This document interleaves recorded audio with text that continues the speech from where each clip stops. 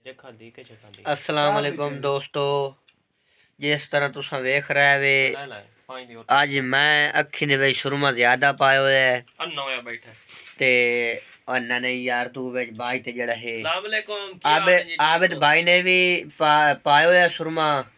अच्छा उस तो बाद यानी कि जैसे अस आखदे हैं कि अज तक सुरमे दी रोड़ी बनी वधी है, उस तरीके नाल अज भाई सुरमे दी रोड़ी बनी पई है। क्या कोई सानू शैलर दी दौड़ लै दे गई है, लक्कुम होए पे शैलर दी दौड़ ते।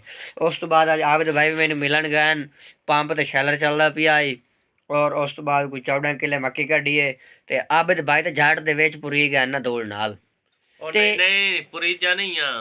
गया है। हाँ उंज यानी कि भाई दौड़ नाल थोड़ा दो हो गया, पुरी जा कोई नहीं। आज बात दा दिहाड़ा है।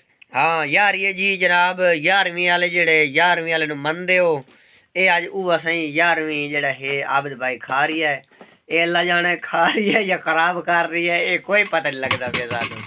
लेकिन काम त्रिया रखी खड़ा है, दूजी बोतल पानी दी पींदा पिया है। हाली ताईं एक प्लेट एदे कोल माशाल्लाह खिरां दी नहीं मुक्की ते। और उस तो बाद जेड़ा है तुसा वेख रहे वे जंगीर तरीन नहीं कोट केरला नहीं जंगीर तरीन है भाईजान।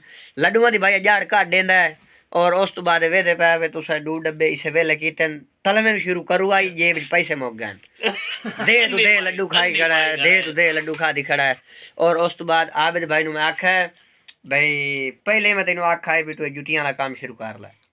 इस मेरी नहीं मननी, मेरी इस नहीं मननी। अच्छा एक फायदा है जुतियां दा भाई जी ओदा बंदा होवे वो दी जुती लाओ ना। हाँ जी ओ जी बंदा होवे जेड़े सैल तो छोटे काद तो छोटी ला ते वगाड़ दी, वड्डे काद दा बंदा ते वड्डी ला ते वगाड़ दी। एक जुती मैं एक बंदे नु गत्ती है बाद दूई जुती दूए नु गत्ती है। केड़ी जुती मारी वे वड्डी रबड़ वाली चंगी लगदी है ना।